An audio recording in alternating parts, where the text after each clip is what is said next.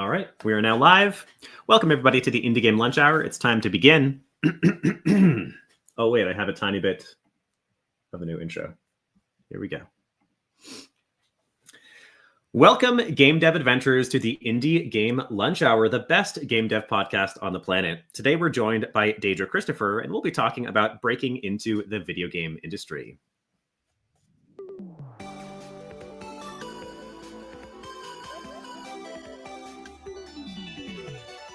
The Indie Game Lunch Hour. In our live magical podcast, we give game developers the chance to hear real stories of breaking in from real industry experts, as well as directly ask them questions about their areas of expertise in the second half of each episode. Thank you, Real Sauce Doctor, for that beautiful dancing gif. This is, in fact, the very first episode of 2025, which means this is officially season 3 of the podcast. You'll hear a couple of new sound effects, and we are also working on improving our live streaming experience. So those who are watching not in Discord, things will be a little bit more beautiful soon. This is a mostly unedited recording of a weekly event we host here on Discord Wednesdays at 12 p.m. Eastern Time. So feel free to swing by and join us for the next one and ask your own questions live as we go. We'd love to see you.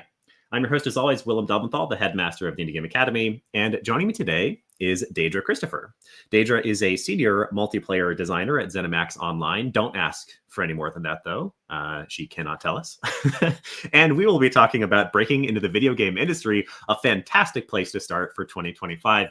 Daedra, welcome to the show. Thank you so much for being here. What are you having for lunch today? Thank you so much for having me. I am having coffee with milk. Earlier, when we were doing our little audio checks, Daedra expressed concern that she was not, in fact, eating anything. And I said that was okay. I'm also having coffee with milk, although mine is soy milk. Is that okay? Nice. Do we have to fight about it? Yes. No, we don't. Okay, no. Great. Awesome. Fantastic.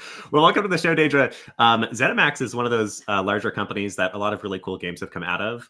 We'd love to hear, as always, your origin story. This is always the first question of the episode, and you are the first origin story of 2025.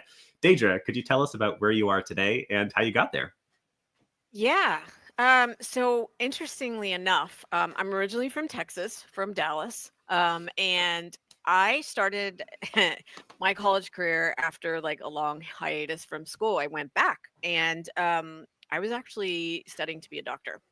And I started, being kind of a mature student. I was a bit older and I was like, oh, do I really want to spend like my 30s, potentially 40s in med school as a resident, et cetera, et cetera. And I'm like, you know what? I'm not sure that I do. So I took a break during my class schedule and just started walking around campus. And I'm a huge architecture buff. Like I'm a total architecture nerd. And I saw this like radio tower with this small building underneath it on campus at the University of Texas at Dallas. And I'm like, what is that? So I just started walking toward it. And I went inside and I saw all these like game posters. It was like BioShock and Mario and all these different video games. There was and a floating yellow exclamation mark.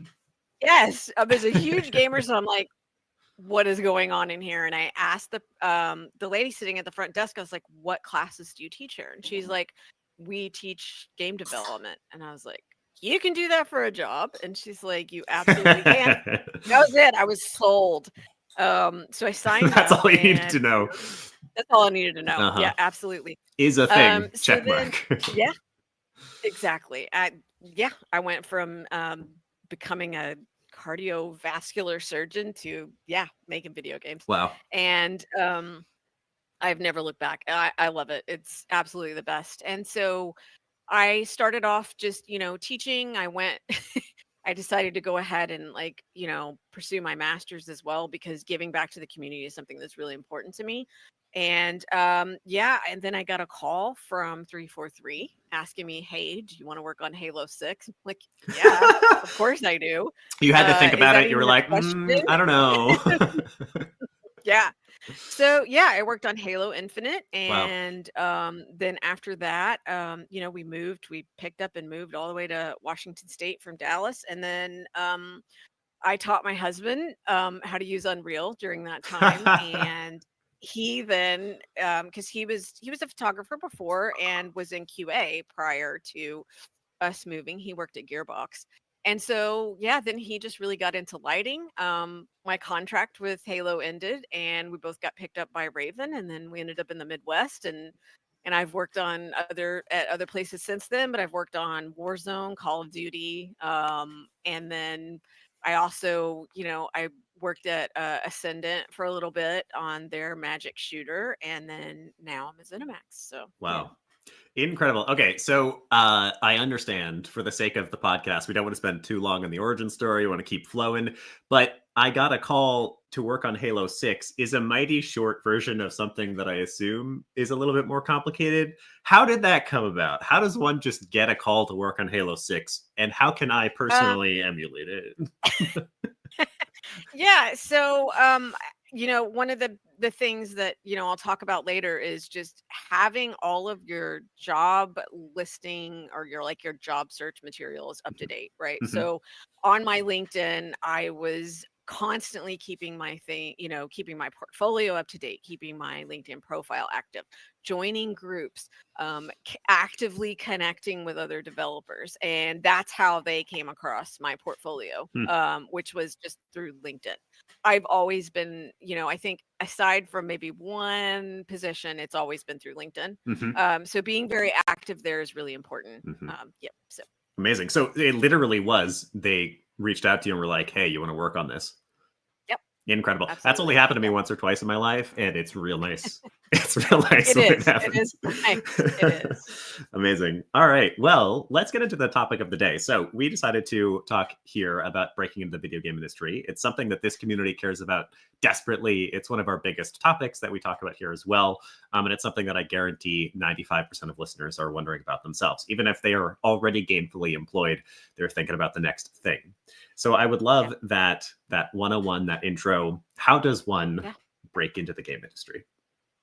Yeah. So one of the things that my upcoming book really discusses is, again, making sure that your job materials are always up to date, right? But one of the things I really speak with my former students, current students, and even my mentees about is doing what I'm calling a skill check, right? Mhm. And what I mean by that is making sure that you understand the position that you're pursuing and that you're qualified for it. And that sometimes can be a really tough thing to do, right? So while I have been trained how to be a modeler, right? I know all of the technical skills that are involved. Am I good at it? I'm okay. I'm a better designer, right? And really having, really diving into the role that you're considering and understanding it and understanding your level Mm. is really important. Because one of the things that I see, I have done hundreds of portfolio reviews and resume reviews, is people will put on their resumes or their portfolio like, I'm a programmer and I'm a concept artist. Mhm. You're not, right? You're one or the other. You can't be both. You may be incredibly talented, right? But you're going to have a strong suit. You're going to have something that, that you just do better, right? And I think that really questioning yourself and focusing on the thing that you are strongest at is really important, Mhm. because especially for AAA now, everything is so niche and everything is so specialized. They don't want just designers. They want combat designers. Mhm. They want encounter designers. They want, and even going further into that, they may want a movement designer, right? You may be trained in level design, but maybe you've, really focused on how characters move or how AI move, and that's your niche. Mhm. That's your sweet spot. Whereas when you go into indie development, you can be a little more of a generalist, and that's fine. Mhm. But when you're focusing on AAA, a lot of people want specific. I can never say that word. They want you to specialize, right? They want you to be specific. So that is like the first thing. Mhm. The second thing is really making sure your portfolio focuses on the roles that you're looking for. And the design, the format is really important. I need to be able to look at your portfolio and in 3 seconds, I need to get to your work. I don't want to see the about page first. I want to see your work. Mhm. Most of the people that are going to take a look at your portfolio have very limited amounts of time. And as you know, with all of the layoffs recently, the market is absolutely flooded with candidates. So you really have to stand out. Um, we don't want to see like portfolios that are just like very busy, lots of patterns, garish colors, black and white and gray. Keep it simple, keep it neutral, make everything easy for me to get to, and you will really stand out a lot more so, and that's really important. So, your portfolio, keeping it focused, keeping it easy to navigate is like really, really important. The other thing I think that I have seen, even veteran designers who I've helped, veteran devs, is they think, oh, well, I have my portfolio, up to par. I don't need to worry about my resume. You absolutely do, right? And it's the same concept. We don't want to see fancy fonts. We don't want to see purple, green, and orange or whatever. Those colors are great. There's nothing wrong with them, but not on your resume. Keep it simple. Kind of keep it like monotone or, monochromatic, whatever. Easy to read. Make sure that, on your resume, if you were applying for a design job, those are the skills that you're talking about in your resume. Another thing is I see quite often is people will just put worked on Call of Duty. Okay, sure, you worked on Call of Duty, but what did you do? That means nothing to a recruiter. They need to know specifically what you worked on. And of course, you may have to, even students sometimes have to dance around NDAs or, privileged information, but you can still give like a general idea of what you worked on. Well, I focused on the designing of movement, or I focused on AI characters, or I was an artist and I focused on concepts. You can still give general information without like breaking your NDA. So it's really important to have those types of things. The other thing that is incredibly important and often forgotten, even if a job does not ask for it, write a cover letter. Make it the first page of your resume if you want. If you're only allowed to submit like one document to a job listing, create a PDF, add those pages in and make your cover letter the first thing. Tell me about yourself, and don't do the like downloading the online form. Make it personal. Show me who you are. Tell me that you volunteer in the community. Tell me your favorite game and why you wanted to get into the industry. Those are the kinds of things that really can make you stand out, and when they're looking for culture and personality fits, they become really important. So that's definitely something that I can always recommend. And the last thing is network, network, network. Even if you are not currently looking, network anyway. And one of the most important things I can say about networking is, one, keep it professional. You're not trying to date. You're not trying to make friends. You're building a professional relationship. And in that, it should be a two-way street. Don't just go into, networking with people assuming that you're just going to get something from them. What can you offer? Right? Maybe you've seen some of their work and you just want to say, hey, like, I saw your work on whatever, Stardew Valley, I don't know, whoever you're networking with, and say, like, I love this recent update. Or I saw that you were in the credits of God of War. I think, the fighting in that IP is just phenomenal and I love it. So, even if it's just you happen to notice that this person you're networking with shares a similar interest to you, just start a conversation and just give as much as you receive. And I think that's really important.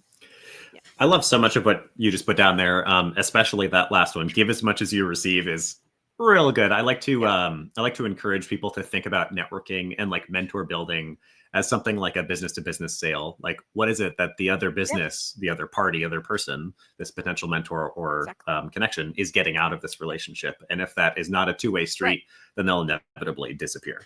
I want to, I always like reducing the expertise of the guest into as fine a bullet point as possible. So tell me if this list sounds right. Your tips to breaking into the game industry go like this. Number one, know your niche and establish an actual niche. Number two is your materials should be simple and navigatable. Number three is the materials should be specialized for the exact role requirements. Number four is you should be writing a personal cover letter. And number five, you should network like a maniac. Does that sound right? Yep. Sweet. Sounds great. Awesome. Did I miss anything out of that? No, I don't think so. I think you got it all. Fantastic. Yeah, there's something else to maybe call out. You talked about the bullet points in a resume. I think I have seen a lot of the same, and um, there's like a change moment that happens when you become the hiring manager, or at least you become the part of a hiring process, where you go from I'm trying to prove that I can be awesome to I'm trying to make sure this project doesn't fall apart. And the minute that change happens, you don't care so much about the people. Like, yes, absolutely, I'm going to hire people because I like them to some degree, but I care a lot more about making sure they have the skills and abilities that are going to make sure my project doesn't fall apart. And as a result, those bullet points really need to be the proof of that. I actually love on portfolio sites, especially for designers, recommending that you have hidden behind a button so you're not bombarding them with too much information, a little bit of your design process somewhere. So I can pop in and see some of the actual problems you ran into, as well as the ways that you solve them in your process for going through design. There's a tip that Tim Wood, who's the recruiter who runs our takeaway sessions once a month, uses, which is the STAR method. I'm not sure if you've heard of that, Daedra, which is just a method. Oh, nice. Look at that. Perfect. Get Daedra's book. We'll link it down below. But it's a really simple way to think about your bullet points. It's just describe the situation, the task, the action, and the result. So that just means here's the problem that I was faced with, and here is my actual methodology for solving it. That means a lot more than just I made 5 levels. If you can say, I had to design 5 levels that were playable by users with actual like special needs or something like that. Like, what was the actual problem that you ran into and solved? It is I'm curious about the networking, especially because I think that's one of the things that a lot of people don't do. In my own career, I think every single job I've ever had has come, at least in part, due to some level of due to an actual direct referral, or at least because like I knew somebody who worked there. That's totally fine. Or at least because I knew somebody who worked there and they were able to give me a bit of a leg up. How does one actually approach networking when they're just getting started and they don't already have a body of people to sort of rely on? Yeah, that's a great question.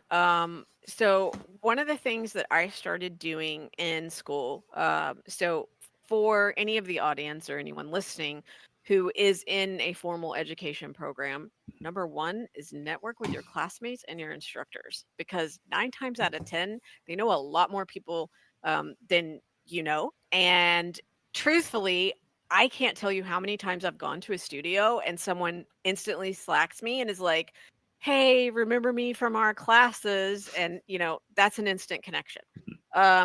The other thing is there's a lot of groups on LinkedIn that focus on game development, that focus on breaking into the industry. Most of the veterans there are there to help, myself included. And I'm part of a lot of those groups. Just reaching out to someone and talking to them, seeing who's really active in those groups is another great way, to sort of suss out whether or not you can add that person. X/Twitter, even Blue Sky can also be a great place to, to look for other developers. There's a lot of people that I work with who are very active in those on those platforms that love helping new people, and maybe they don't check LinkedIn quite as much, but that's another great platform to reach out. And of course, Discord. Also, most of us are on Discord, especially if you're using a very specific set of tools like Maya, Unreal, Unity. You're going to find a huge community base there. And while you may or may not know if that person is a veteran, they might be. And a lot of times, they're also very active and open to mentoring. Another great place is either the national or the local IGDA group is another great one. So most cities that have a lot of game development will have a local chapter, and you can reach out and, kind of network there. Any type of in-person event like conferences, like Willem, you and I met at MDev not long ago. Mm-hmm. So, any kind of conferences that are, local to your area, and they don't have to be the GDCs or, the SIGGRAPHs or whatever. They can be smaller conferences, and you can really, actually prefer those sometimes because you get a lot of time individually with people. So you can go see their talks, and a lot of times they'll hang out after and, answer any questions or discuss things. They'll have a card, and there you go, instant connection. So. Mhm. Awesome. Those are all really good tips. I think like one of the biggest things for everybody to hear is it's okay if you're uncomfortable. So are most people, and Yeah. it really doesn't take a lot. Even if you're uncomfortable, you can make fantastic connections. Yep. I want to echo Sure. it doesn't have to be the GDCs. I feel like some of my best connections were from little baby local events or just like a board game night. I literally met a board game publisher who I didn't work with but consulted with, just going to a board game night in my local area. Like it happens. Yeah, it doesn't need to be anything special. Just get out there and get amongst the Nope. community as much as possible. Very true. And yeah, and another thing I discuss in my book as well is if you are somebody who suffers from anxiety, believe it or not, like I have spoken to groups of hundreds to even thousands of people, and I'm actually somewhat shy, like just talking to new people just in person. But I hide it really well. So I give a lot of tips as well. Especially if you're like me and you're neurodivergent, Mhm. it can be really stressful, just having to get out there and just like, hey, I'm Daedra, I like what you do, can I do this too? It's so awkward. So I do give a lot of tips to help with that as well, and there are things that you can do to kind of like calm that anxiety down and Mhm. just help you. And most people in this industry can relate, so Yes. they're not going to judge you. One of the things that is awesome about this industry is we're all a bunch of weirdos. Yes. Like part of the reason we make Yes. or care about games is because we're all kind of outcasts. Awesome. Exactly. Okay, here's one question that I run into all the time working with students here. This is a huge junior question and a huge junior pushback. One of the first things you said, one of the first things out of your mouth was, you got to know your niche. And you acknowledged that indies are a little bit more general and that AAAs are a little bit more specific. But yeah, I run into so many of those. So many people who are like, well, I'm a developer. I animate and I do sound and I, make cool stuff. And also I know how to program a little bit. And that's all well and good. And in fact, I think is really strong for you to have some level of knowledge in many areas. There's the whole T-shaped experience. Like you should have a little bit in all the areas that you can communicate with other people, but you absolutely need depth in just one area. And especially in the AAA more like professional sphere, the more specific, the better. So how do you answer when people are like, well, I care about both of those things or all three of these things? What do I focus on? How do you answer that? Yeah. So one of the first things I tell like students or people interested in certain career paths is first of all, you need to experience that particular career, even if it's just in your own little world, right? Mhm. If you want to be a modeler, you need to get into Maya. You can't just sit there and go, okay, I really like the idea of modeling. Let me just go try that out, or I want to work toward that. You need to get into the software. You need to teach yourself some things. Learn if it's an area of frustration. Learn if, are you good at it? Are you not good at it?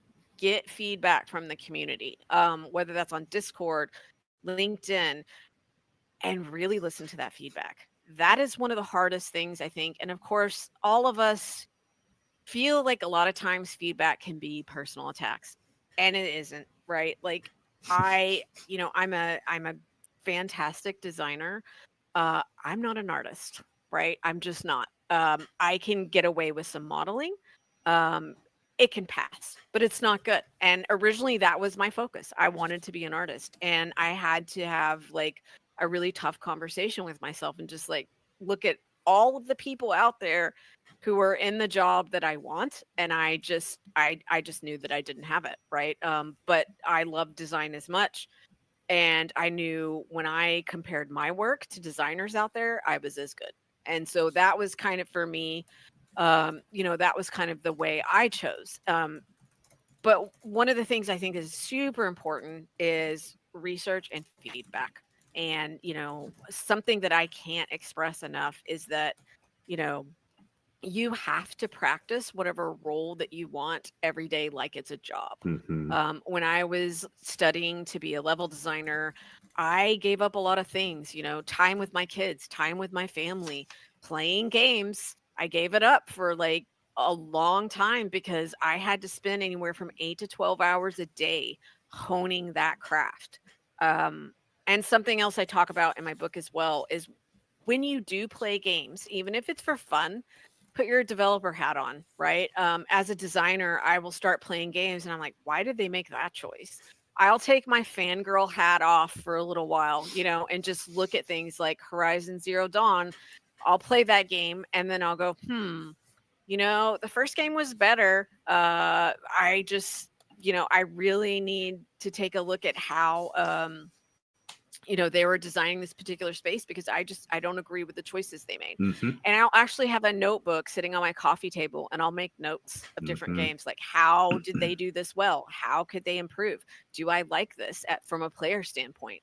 And then I'll think about it from a design standpoint or even from an art standpoint. Like, not throwing shade on Horizon Zero Dawn 2, but the lighting, I was like, bro, what are you guys doing? I feel like laser beams are coming at my face right now. So, it's just things like that. I just take a look at, and, I constantly have that feedback in my head, both for my own things and for other, games out there and other designs. So, yeah.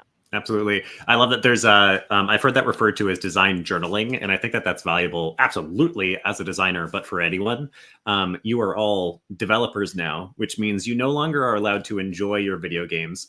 You need to think about them, play them, be discerning about them. And you, of course, can have periods where you don't care and you just play the game. That's fine. But I encourage you to do just what Daedra is talking about, exactly what Daedra is talking about. I, too, have a gameplay journal that I just keep near at hand when I'm playing games. And if I have thoughts or notice things, I will write them down. One of the reasons that note taking is even common in schools is because it's a second moment for your brain to digest that information. You're both thinking it and then writing it. And even if you never look at that note again, which you probably will, you have a second moment for your brain to remember it. And therefore you're thinking more deeply about, exactly this, what makes a game work and what doesn't make it work.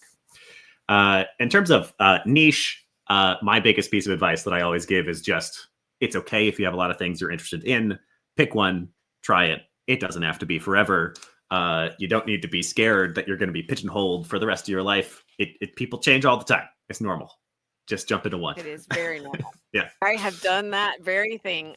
When I started at ZeniMax, I was a social designer, and I've moved back to multiplayer design. So there's no shame in that, and there's absolutely nothing wrong with it. Nothing wrong with it. Happens all the time. Especially once you're already established and trusted somewhere, it's actually often easier to make the transition. Yep. All right. I think if I'm listening correctly. Question of the day. Wow, we're about to switch into community questions. Before then, though, we have our question of the day, which is where we reiterate one of the most important points that we learned from our guest. So, audience, type this in the chat for us. If you're listening, speak it out loud. What are Daedra's 5 most important points to break into the video game industry? Write them out for us. The first person to get it correct will get a couple of House Cup points. In the meantime, I have our first community question from Vishnu. Networking, that's only 1 of 5. We're missing 4 of them. I'll give it to you if you get 3. I'll give it to you if you give 3. People are still typing. We'll get it in a second. I'm going to get Vishnu's first question, and then I will announce whoever got the comment question of the day. So our very first question is from Vishnu. If I can find it, Vishnu asks, should I create separate portfolios and resumes for different roles within game development and beyond? And how can I make them stand out to employers? Absolutely should. But I'm going to circle back to what I said before. Make sure that okay, really quick, just maybe you can clarify, Vishnu. You're talking about separate portfolios for different companies or for different roles? Because there's absolutely a difference there. If you're talking about for different roles, okay, right. I still want to say you should focus on one role or the other, but if you absolutely are you're just a rock star, right? And you're both a programmer and artist and you're just a badass, then yes, you should make separate portfolios, not even on the same website, right? Like you should have like Vishnu's art, Vishnu's programming, right? Completely separate. As far as the look and the design and standing out, again, just make sure everything's really legible. Everything's very clear in terms of what the role is you're going for. Also make sure, like Willem discussed before, have something about your process, right? What is your process as a programmer? What's your process as an artist? And make sure that when you are showing your different portfolio work, that you're digging into that a little bit. You don't need to have like 6 pages on what you've done. It could be a couple paragraphs. That's enough. But just showing kind of how you get to where you are and like how you deal with problems, how you resolve issues, things like that would be great. Yeah, it's a great question. Awesome. If I don't know if I missed it there, would you recommend different portfolios for just different jobs? Like not even, I'm saying like actually different roles that you're applying for, even if they're the same type of role? No. Yeah. So like if Sounds like a you're lot of work. level, yeah, if you're a level artist and say you're applying to Gearbox versus like Call of Duty, right? Those are very different IPs. My recommendation there is having one portfolio, but you can do different projects, right? So maybe you do like a level art project that kind of has the cell shading that's like Gearbox, and then you do a level art project that's very grounded in reality, like COD. That would be my suggestion there. Yeah. But no, you don't need to have for resumes, potentially cover letters 100%. You need to have an individual new cover letter for every role. Do not do like you can have some of the basics, right? Like your initial intro paragraph and maybe your conclusion might be similar, but you should cater every single cover letter to the specific role. Yeah. So your resume and your portfolio, no, you don't need to do that. That's a lot. Yeah, I feel like there's sort of there's a balance. I've received advice from people before. I'm always generally an advocate for quantity effect when you're looking for roles, especially when you're a junior. Just try to get your face in your application in as many places that seem you have enough skill to be viable for.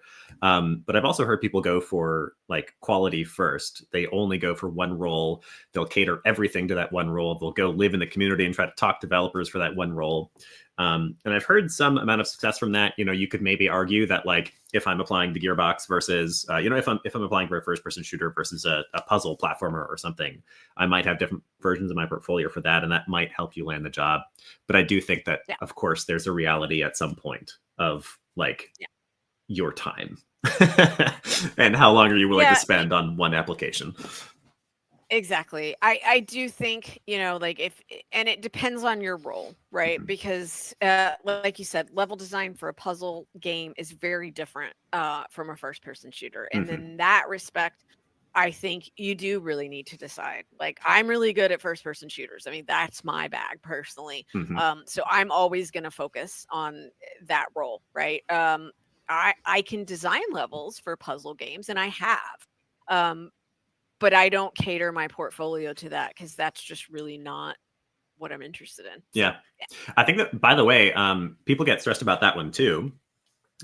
Being in a specific genre or sort of realm of genres, a type of game is pretty normal. So somebody will be very good at puzzle games versus very good at first-person shooters. I tend, for instance, one of my specialties is educational games. I do a ton of educational stuff. Some people will get stressed about picking that. I find, for the most part, that kind of just happens naturally. You don't really need to pick it. When you're earlier in your career, it'll also matter a little bit less because we aren't expecting you to have a decade of experience. So yeah, you'll just find, man, I've worked on a ton of first-person shooters and I enjoy it. I guess that's what I do. Yep, exactly. All right. So Art Muse managed to nail the question of the day, and that is the 5 most important tips for landing a job in the game industry. So that is number 1, know and pick your niche. Number 2, your materials should be simple and navigatable. Number 3, your materials should be specialized for the exact role and its requirements, which here's another quick tip. Just go and look at the job description. Whatever tech they're asking for, whatever skills they're looking for, practice those. Crazy, I know. Number 4, write a personal cover letter. I love, by the way, that you advocate for this. Some recruiters don't because of the whole bias conversation. But I'm like, if it can help you land the job, do it. I don't know. And it can. It really can. It's helped me before. Yeah. Same. I've been in interviews. I love mentioning Warhammer 40K. It's one of my favorite things in the universe. I've been in interviews before where we get dorky about Warhammer 40K because I mentioned it in the cover letter. It's a real thing. And number 5, network absolutely as hard, as much, as crazy as you can because it matters so much. And think about that two-way street. How can you provide value in your networking to the other person? All right, it's time for question number 2. We got Rick patiently waiting on stage. Rick, would you ask your second question about like how much prep you should be doing? Showcasing your work and showing the steps and methods. Yeah. Yeah, so I really liked how you brought up when you're applying, like showcase how you do the work. So my question is about demonstrating your steps and methodologies. Like if I'm going to be doing a specific role, these are the steps that I'm taking. Like what's the right amount of detail that I should offer? What's too much? Right. That's a great question. So first and foremost, document what you do as you're creating something, right? Whether it's art, design, whatever. Take those work in progress shots, save them for later. Don't initially post them on your portfolio. That's the first thing. But do hang on to those so you can show people. Like if you're an artist, right? You know, show things like if you're modeling, show the mesh flow, show you know, your texture maps, show like your low poly mesh before you bake your high poly, or if you're a designer, show your block out. You know, just even adding things like, hey, this is the reference image, right? Whether it's a reference image for a level design, for a mechanic, for anything. Even if it's just, hey, I took these comps, or we call them comps in the industry, but like comparative analysis of other games. Like I wanted to create a mechanic like Horizon Zero Dawn, right? I love the way this particular mechanic works. This is my reference. And you know, you grab something off YouTube, like a small snippet of the actual thing you're trying to design for, and include that.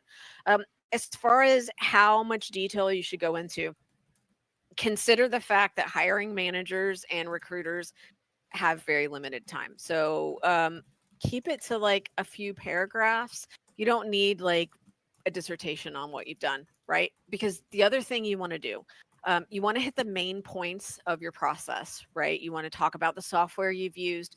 You want to talk about where you got into some trouble and how you resolved it. But you don't want to go step by step, right? Because you actually want to keep something back for the interview. You want to have something to talk about. And if you've given them everything on your portfolio, you don't really have a lot to discuss. And it's just going to feel like you're rehashing the same things again in your interview. So yeah, just as you're reading through, I say, you know, for like your process descriptions, try to keep it at under like a 5-minute read if possible. You know, keep it around 3 minutes. That's usually enough.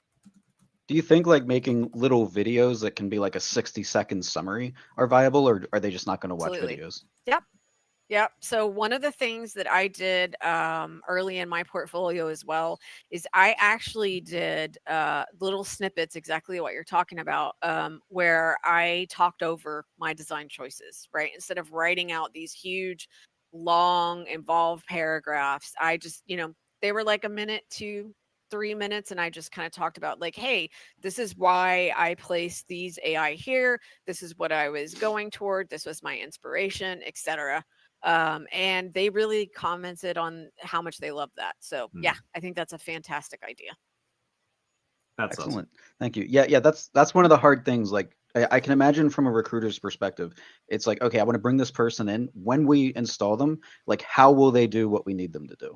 And that's cool. Really, thank you. Absolutely. Thank you, Rick, for the question. That's really one of the biggest ones. You know, like I said, at some point you start thinking about your team or your company or your game. And in this industry, it's so easy to get canceled, to have your game not make it out the door.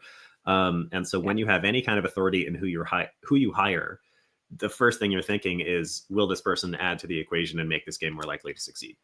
And so, yes, you know, we want to know that like you worked on this cool game that got released or whatever. But what we really want to know is like, man, we're solving this very specific problem. And do I think this person can solve that problem or contribute to solving this problem? Awesome. All right. Major Bacon asked for some clarification. So I mentioned some bias surrounding, or just a conversation surrounding bias on your portfolio. Do you have any thoughts on that? The two things that I've heard in contention are, one, you shouldn't have a picture of yourself anywhere on your portfolio or your resume because that might introduce bias. Number two, even having like a blurb, like an intro, like here's who I am. I've heard more and more often you shouldn't have on your portfolio. And then now even cover letters people are talking about for that same reason. It shouldn't matter who you are. It should only matter what your experience is. Do you have any thoughts on that? I do. people are people, and as much as we would love everybody to be kind and loving and caring, they're not. Hmm. Truth. Don't put your picture on your resume or your Hmm. cover letter ever. In fact, I even discourage putting personal pronouns. That is just my personal preference. I just don't want to subject myself to any form of bias Hmm. whatsoever. So I just don't do it. In terms of having your picture and even like a blurb about yourself on your portfolio, I think it's fine, Hmm. but it shouldn't be the landing page and it should be in an about page. Again, that's totally your choice, whether or not you want to include a picture. But I definitely like to see information about the person, like, in terms of like, why are they wanting to get into the industry? What are they passionate about? Do they share like the same interest as me? Like, as a designer, I love to see that other people are interested in architecture, right? Because instantly I know, okay, this person's going to understand form and function. They're going to understand grounding things in reality for designs, and I love that, right? And I'm sure the same is true for people who are looking to hire artists. Like, if you start throwing out like Picasso and that you trained in traditional art, and maybe you're a sculptor in your spare time, people are going to love that kind of stuff. So, you know basically, it's a very personal decision in terms of like how much you want to put out into the world. Are recruiters going to look at your about page? Probably not. They're going to Hmm. look at your work mostly. Um, but that's just my take. I Yeah. do have my picture on my portfolio, but I don't include it on my resume. So Yeah, it's a good. I think honestly that was a good answer, and your answer was kind of like, probably not. And I think that is the answer. yeah, It's very unlikely that having the picture, just like literally the act of having a photo of yourself, is going to affect is going to stop you from getting a job. So some people in the chat are asking about whether or not they should remove their picture from LinkedIn. Absolutely don't do that. no, Leave your picture on LinkedIn. no, Yes. yes, And even removing your picture, I think, yes, don't have it on your resume. The resume, like the whole purpose of a resume is here is my history. Here are the projects. And so in that case, it makes a lot of sense that there's nothing on there. I probably would advocate for keeping it on your portfolio. I like the idea of putting it in an about section, so it's not like in your face first thing you see. But yeah, I think really the only takeaway from this, in my opinion, is just remember that bias is a thing, unfortunately, and it will affect you. And you should seek to avoid that. And that's really as much as we can say, I think. we'll say this though. Hmm. Also understand and know that if you I mean, this is tricky, but it's also illegal. Yes. You cannot prohibit somebody from getting a job based on their race, religion, gender identity, etc. Hmm. Can you prove it? No. But just bear in mind, like, if you ever experience something that is absolutely egregious, like, just know that that's illegal. Yes. Yeah. If it actually happens, or if somebody like admits to that being why you didn't get hired or something, you can take them to court. But also, you don't want to work there anyway if someone is actually doing it. That's ridiculous. Right, exactly. All right, we've got two more questions. The first one here is from Wendy. Wendy asks, "Would love to hear your take on transferring from another industry and breaking in." Another super common one I hear all of the time. What is your take on transferring in? Um, I think one of the neatest things, just transferring into games, is a lot easier than some people think. One of the things I always recommend, depending on what industry you're in, right? For example, I had a mentee who wanted to get into game production, and they actually worked for a large retail chain, and ultimately their role was a producer. They were a manager, and they were already doing production. So one of the first things, again, research the role, right? Hmm. What are the common things your current position or your current industry shares with games? I've talked to, actually, again, producers that were in TV and movies, and they reached out and they're like, well, how do I get into games? And I'm like, well, you're already doing production, so just look for the commonality and see how it relates to the role that you want to get into. Even if you're like, for example, let's say you work at UPS or FedEx, right? And you want to be a designer. Well, how can you translate what you do? Maybe you load trucks. How can you translate that into level design, right? Well, you have to think about space, right? So you're thinking about spatial arrangement. You're thinking about conveyor belts. You're thinking about timing and pacing to get those boxes onto the truck, to fill the truck properly, to make sure that there's ingress and egress points from the truck, from the the facility. So you can take any job and you can translate that into the game industry. You just have to really take notes and think about it, and just see how you can relate that position into the industry, and always get feedback from other people, and just see what they say about your resume and everything else. So yeah, that's a good solid answer. I think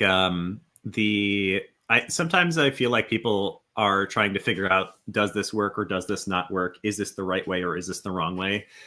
There's often no right or wrong way. There's often no like correct or incorrect way. It's more like a tier list or something where like, this is going to be the best that people are the most impressed by, and this will matter a little bit, and this will matter less, but still matters, and this just doesn't matter. And any amount of experience outside of games that is applicable still matters. It just, of course, is going to matter less than like, here's an actual ship project where I did exactly what I would be doing for you. But yeah, anything that you can successfully argue, matters or applies to your skill set, can be added to the resume, can be added to the portfolio. So if you don't have shipped titles yet, or if you only have sort of personal projects, those matter. And so does learning level design from packing trucks or whatever. In fact, I often, this is a personal anecdote, so it's less, I don't have like statistical evidence for this. But I often really like that. If somebody can come in and say, here's a level design, I'm applying for a level design position. I don't have a ton of level design experience, but here is what I've learned about level design from these other things I've done in my life. I really like that because it shows that you're thoughtful. It shows that you are trying to figure out that you are thinking about level design and growing your skill set. And it shows also that you're probably going to have an alternative perspective, which I tend to really value. And, that's all good stuff. Yeah, absolutely. 100% agree. I love it. Like I said, I love hearing, I know someone mentioned in the chat about architecture and LD. Like, I love hiring people, or, pushing for hiring people that have architectural experience, because I know they're going to think about design and buildings and creating things in a very solid fashion. And like you said, I love having different perspectives, because I think sometimes when you get people that have just been in the industry so long, they kind of get jaded a bit. And so it's nice to have somebody kind of mix things up a little and say, hey, did you think about this, or doing things? Why aren't we trying doing it in this way? Because in my industry, prior to this is what we did. So yeah, I think it's great. Yeah, love it. All right, I think it's going to be the last question of the day, and this I think should be a pretty straightforward one. Art Muse asks, when someone's working on a more long-term project that's still under development, would you recommend that they put it on their portfolios? Obviously, while not breaking NDAs, or should it only be in a different section, completed, shipped projects, etc.? That's a great question, and it comes up a lot. So in my book, I have a list called the D&D list, which is the do not do, and that is on the list. Do not put work in progress on your portfolio. So yeah, I know we all get excited. We want to show different things. Unless there's aspects of that project that are complete and can be looked at and are seen as like completely done. So for example, like if you're creating an entire game, right? Maybe you've got some models that are finished, or you've got levels that are finished. In that sense, you can showcase those models, right? And you can talk about the fact that it bleeds into a larger project that isn't finished. That's fine. But if you're wanting, if you have like the model itself and you're like, oh, I'm only done with the low poly, no, you need to have the whole thing finished before, because something I talk about again is you're going to be judged on your worst work always. And that's what they're going to remember. And if it is incomplete, they're not going to be able to accurately judge what you've done, because maybe there are mistakes in there that you realize later and you go back and fix. Well, they're not going to remember that. They're just going to remember the mistake. So you want to make sure that like whatever you post on your portfolio is complete. And the other part of the question you mentioned, Is it okay to have it in a separate part of your portfolio? Absolutely. If you have like a blog page and you want to just like mention, hey, this is my current project, it's not complete yet, but I'm working on it, that's fine. That's absolutely okay. They can then look at the progress as you go and check it out and understand that it's a work in progress. But you shouldn't have it on like your landing page or your portfolio page. Just keep that to a blog or to a separate page, and that's fine.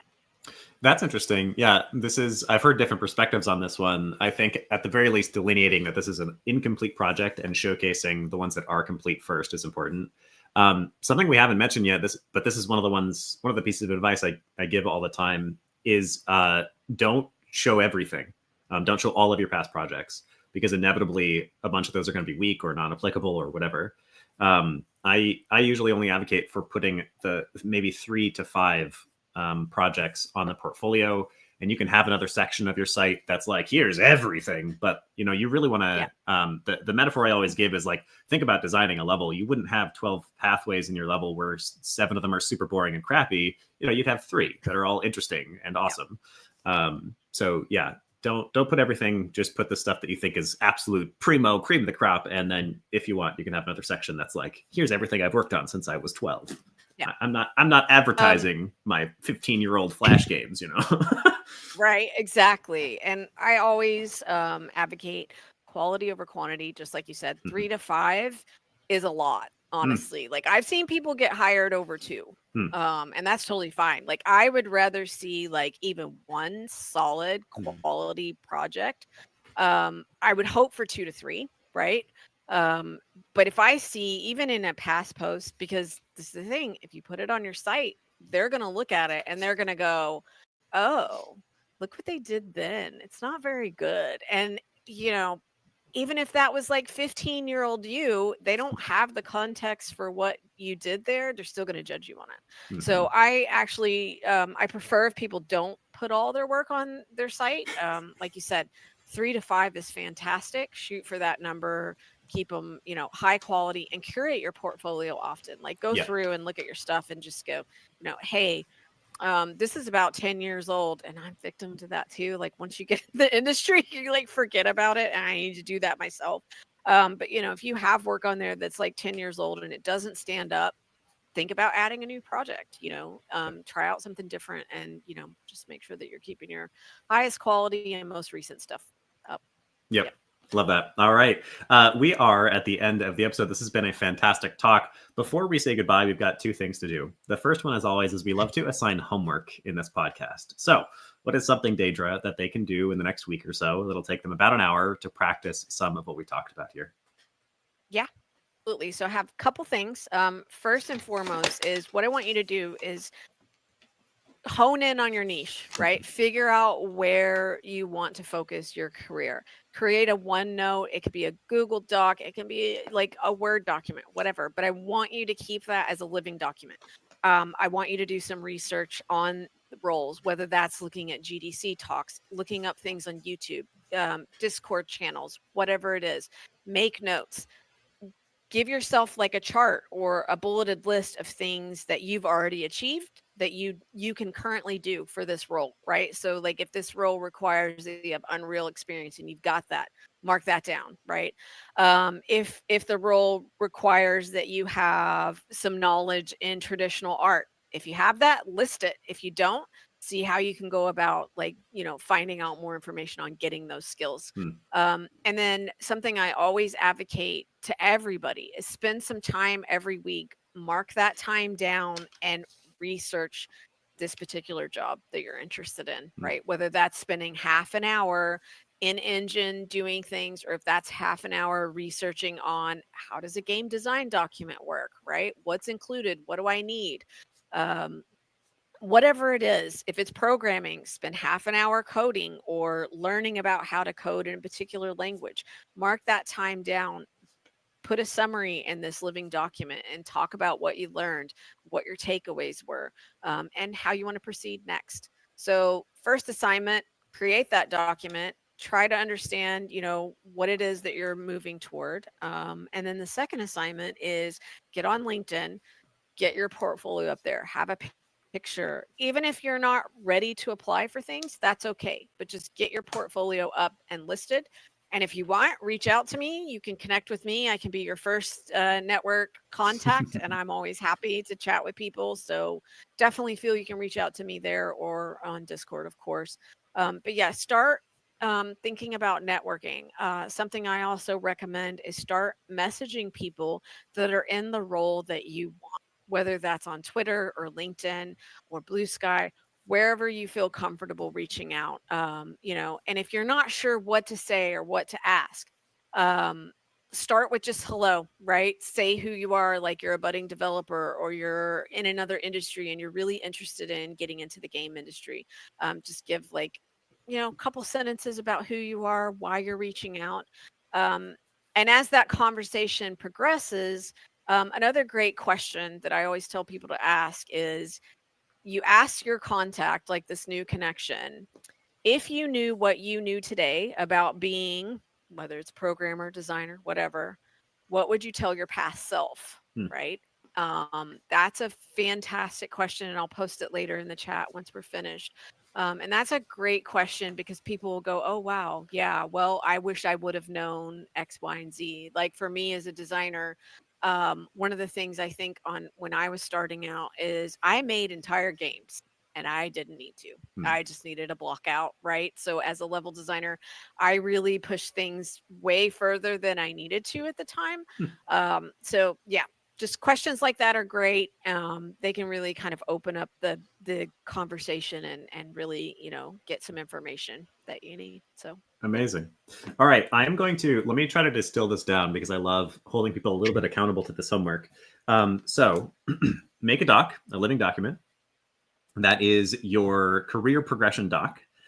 In that doc, we want to define what your niche is, write out what your currently applicable skills are, and what skills you still need to practice. And once again, the way that you find these is you just go and look at those roles you really want and see what's listed on there. Compare half a dozen of them and see what everybody is asking for, see what gets asked for a little bit less. Number 3, spend a half an hour a week building up this skill. Include this in this doc. Write down some of what you've learned. And then once you've done that, we want you to post that doc. This is my request. Post that doc to LinkedIn or whatever you are comfortable sharing. You could give us maybe a summary on LinkedIn write-up if you're uncomfortable sharing the whole doc. And then tag us, the Indie Game Academy, me, Willem Delventhal, and of course, Daedra Christopher. We'll get excited for you. That way we'll be able to connect a little bit. And then your secondary homework is to LinkedIn like a champion. LinkedIn is incredible. My last 2 or 3 jobs were from LinkedIn. Daedra has had the same experience. It really is almost a necessary tool at this point in time. So start hitting up some people that you might be able to learn from and ask them what they would tell their previous self. People love talking about themselves in their career, I promise. Does that all sound right, Daedra? Sounds perfect. Awesome. All right. If you're uncomfortable to post your homework, by the way, to LinkedIn, we encourage you to post it to LinkedIn. It will only help you, and it's good to be a little bit public about what you're doing. But if you're uncomfortable with that, you can always just post it here in the Discord. There's links to join down below. Okay, now this is the very end. We're going to give you a chance to promote anything you'd like and give any last words of wisdom, Daedra. But before then, I would love if you would start with your book's title and where we can get it. Yeah, so the book isn't out yet. It's still with the editor. But the title is, I know, she's taking too long, damn her. No, it's it's titled Achievement Unlocked: Breaking into the Game Industry. So it should be out this year. Okay. So I'm excited for that. And yeah. Awesome. All right. Anything else? Anything else like the promo? Any last words of wisdom? Network. It's so important. It's absolutely so important. And I guess one of the other things is always be receptive to feedback and understand that it isn't personal. It only helps you grow and become a better developer. Such a good one. It is really, it's another one that I run into so often with our students in our level 3 program. We spend a lot of time actually practicing getting bad feedback. It's really easy to get hurt and caught up in your own ability, but always remember that every time everybody gives you a negative feedback, air quotes that you can't see, listeners. If somebody gives you a negative feedback, that's really good. That is in general more valuable than positive feedback. Positive feedback is great. We feel great, but for us to actually grow and become better, we need negative feedback. All feedback is good feedback unless it's trolling. So yes, be open to it. It's all good. We promise. Yes. All right. It is time to say goodbye. Daedra, thank you so much for your time. What a wonderful way to kick off 2025. Yeah. Awesome. Thank you so much for having me. I appreciate it. Absolutely. Thank you, listeners. And as always, if you enjoyed, we ask that you send it along to one other person who may enjoy too. We'll see you again next week, Wednesday at 12 p.m. Goodbye, everybody. Awesome. Bye. Bye. Game over. Oh.